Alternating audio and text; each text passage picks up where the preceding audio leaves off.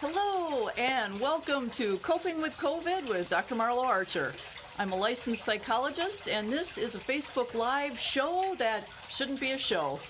It was started out as Facebook practice and has people that want to watch it and want to know when it is. So also just kind of segueing into, because people have gotten interested, hi Auntie Susie, because people have gotten interested in it and want to watch it at a regular time. Hi Cousin Jennifer. And here's this, Auntie Mary Jane, hi Auntie Mary Jane. My family and friends have been super supportive as I've been practicing. And it's gotten to be where I think I need to do something else. And so I've arranged to have a Zoom 30-minute once a week on Thursdays.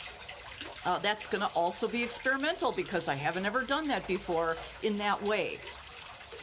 So some of you have already signed up, and that's fantastic. There are also going to be community members. Possibly some of my clients are going to be in there, neighbors, friends, relatives.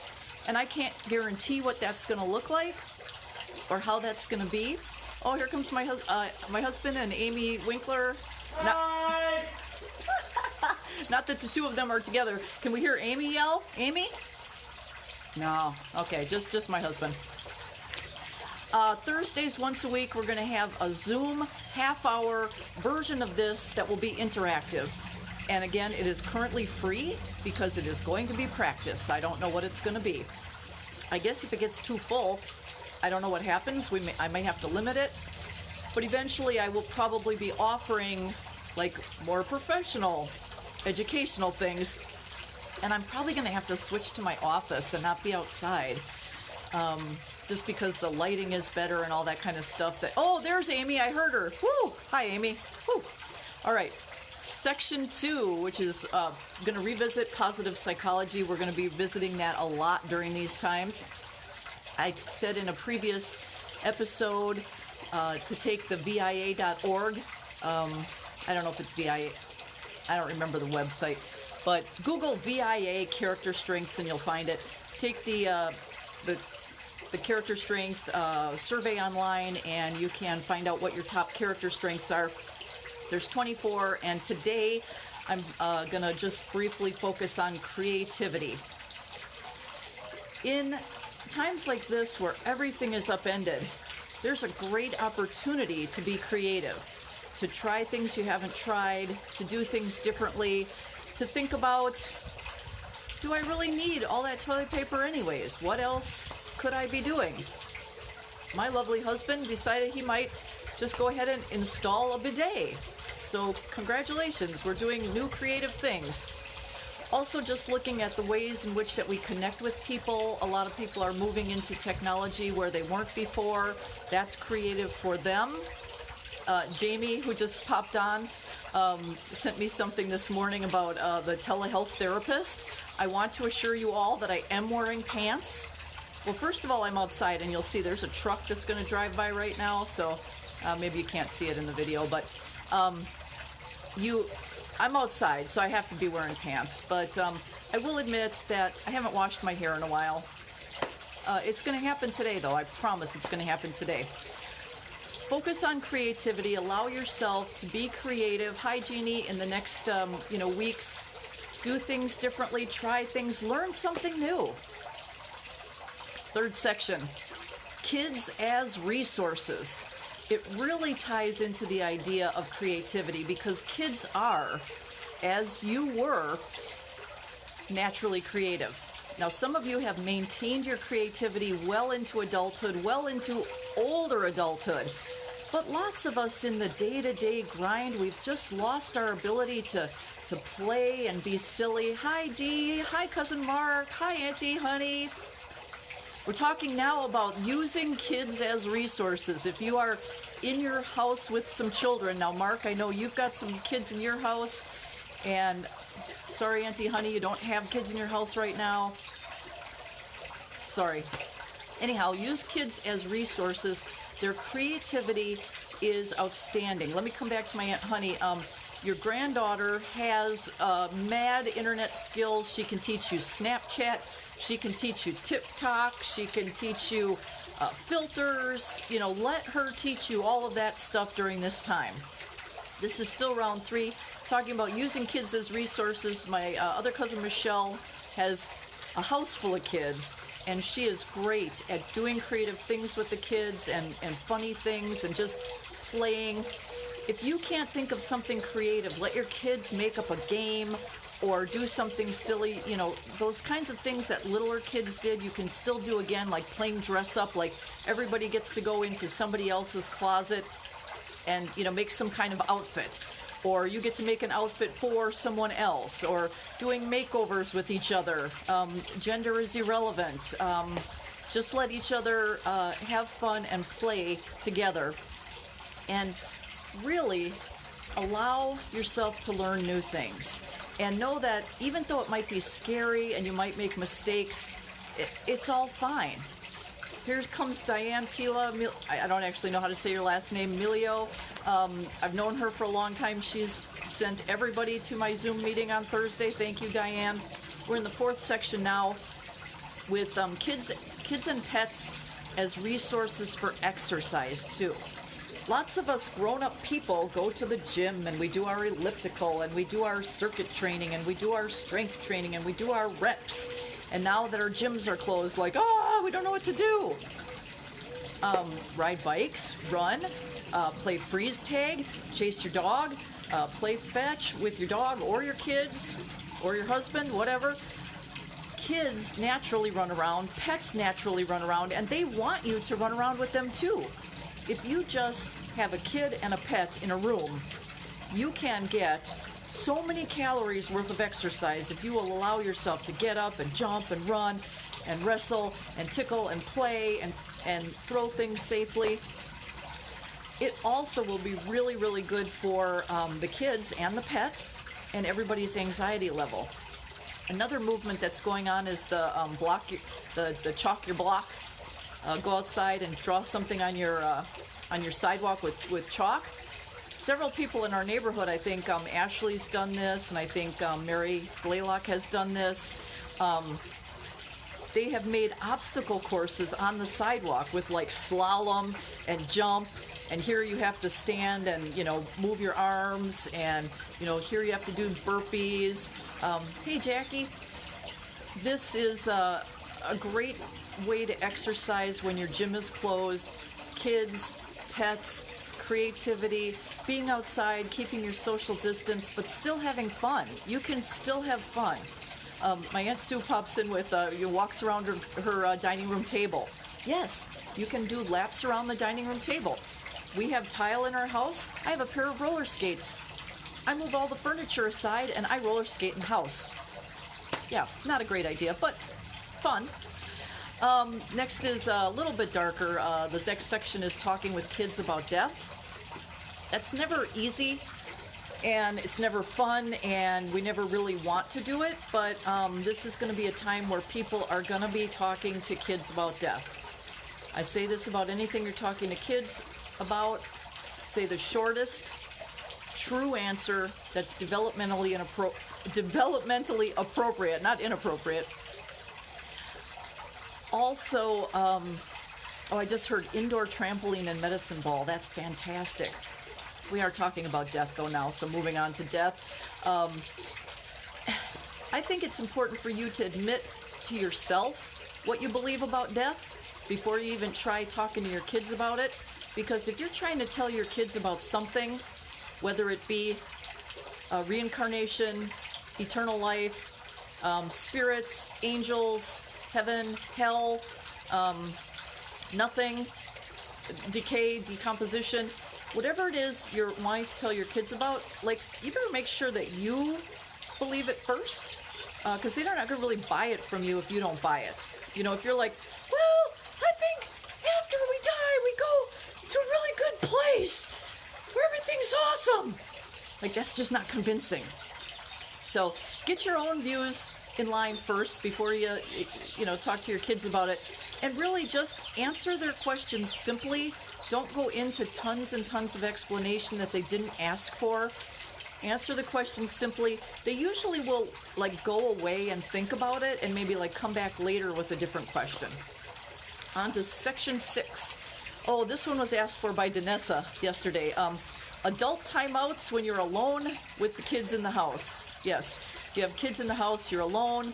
You can't just shut yourself behind a door for 3 hours. You have to supervise your children. But the good news is, if you're already using timeout with your kid, you can do a parallel version for yourself. Because your timeout for your kid is going to be somewhere where you can supervise them and see them, but it's not in the main activity area. So if your kid has a timeout chair, you just put, an adult timeout chair next to it. If there isn't room furniture-wise, put an X on the floor or something. This is where adult timeout goes. And when you get angry and you go to that timeout location that's near their timeout location, they'll be able to transfer that, like, oh, when you're sitting in timeout, you're supposed to be calming down. And so if one moment ago you were furious, angry, and scary to them, and you go over to the timeout, they can start relaxing. Oh, Mama's going to calm down now. Mama's going to stand in the timeout, and she's going to get her together, and it'll be okay. So then their anxiety comes down and their behavior, is going to get better. You get yourself together and then you come out of timeout. Now kids will like that, and they will try to send you to timeout, like when they're mad at you, and they don't get to send you to timeout. But in those cases, you might check in and you say, well, I'm not really very mad right now. You look pretty mad right now, you take the timeout, where it's not a punishing, but it's just like, hey, when we're really mad, that's when we need to take the timeout. Okay, 7. Before I did a Facebook Live, yesterday, oh my gosh, this is hysterical. So yesterday, my Facebook Live, I cover both sincere gratitude, well, those would be 3 things. Sincere gratitude for my husband, but I asked him if he'd give our cat some water. And then I went outside to our beautiful nature, and I did this broadcast about proper apologies, which I know he watched live because he was on the feed.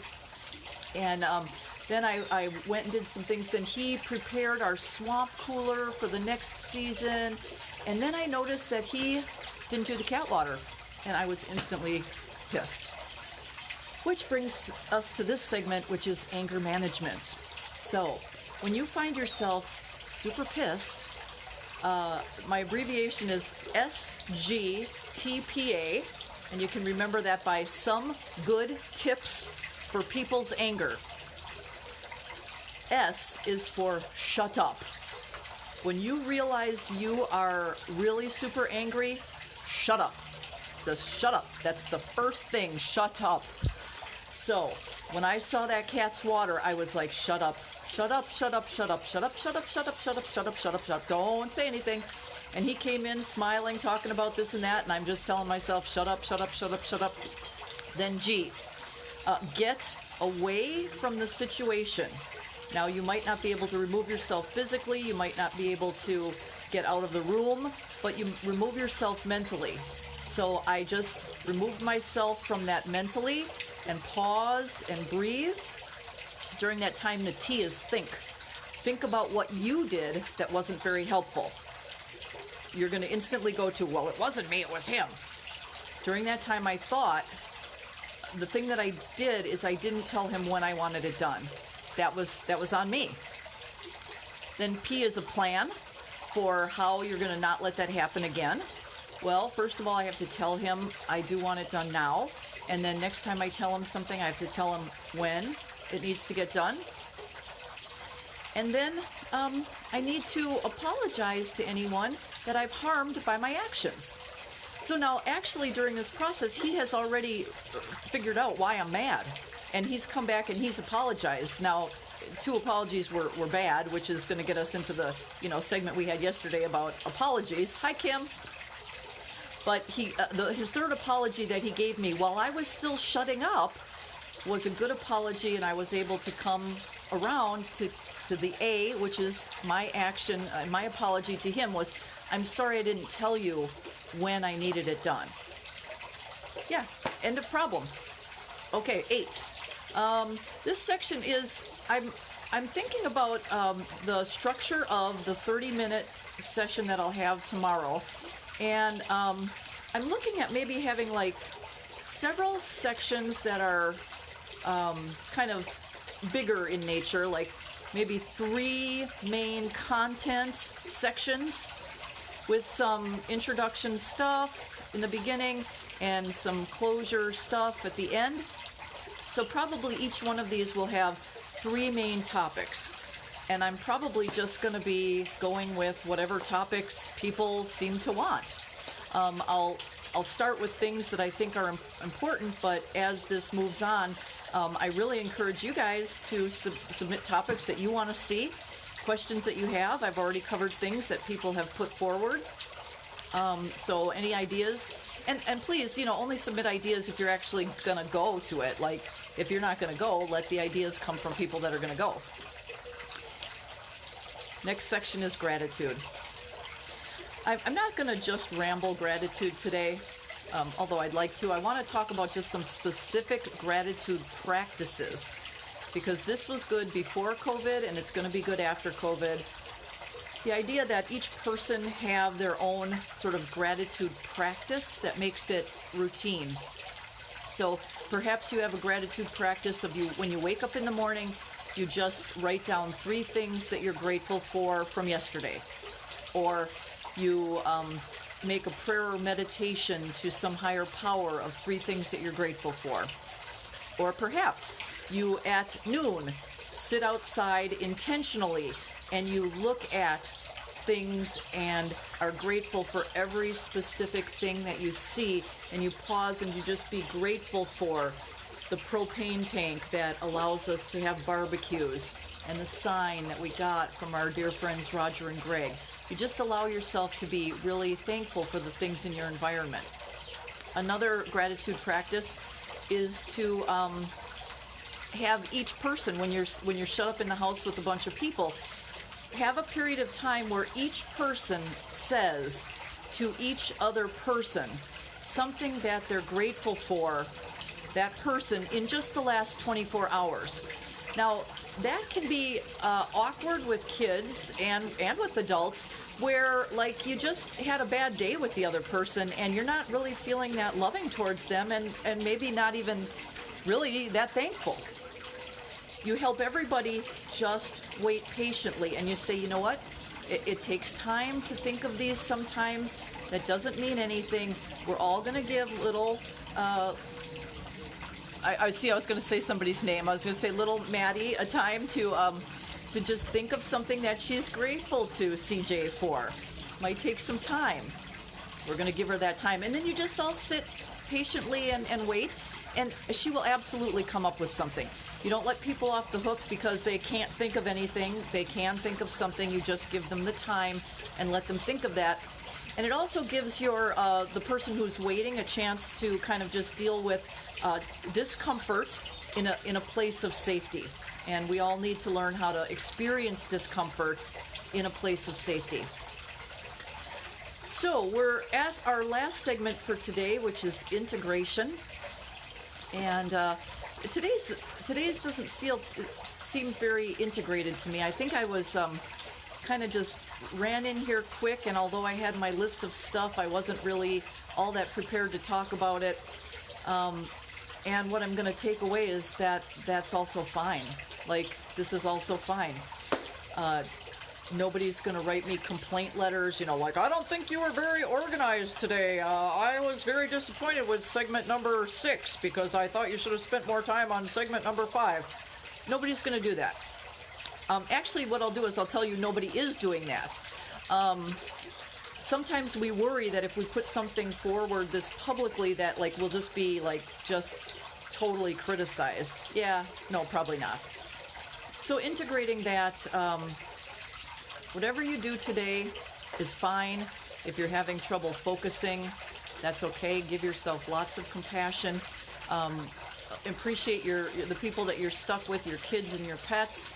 And I'll see some of you tomorrow through Zoom.